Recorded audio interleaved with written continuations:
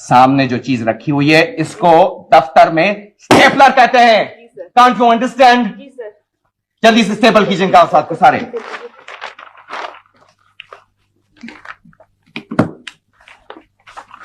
मेरे इतने important confidential कागजात का आपने ये बेड़ा कर किया है। ठीक है sir.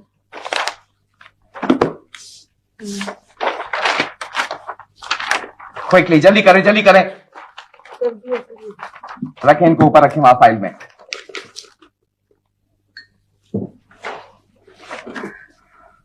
What is this?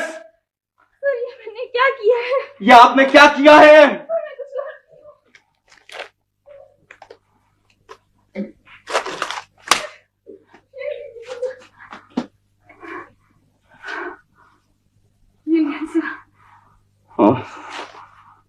Very sorry sir, मैं किस तरह आपको बताऊं? मिशाइना ने आपको नहीं बताया कि जी चाय के साथ मेरी गोलियां कहाँ रखी जाती हैं? जी सर बताया आपकी तो किधर है वो? नर्वस टेंशन की गोलियां सर। हाँ, कहाँ है वो? बोतल सर इधर ही है सर। यही रखी है मैंने। कहाँ रखी है? सर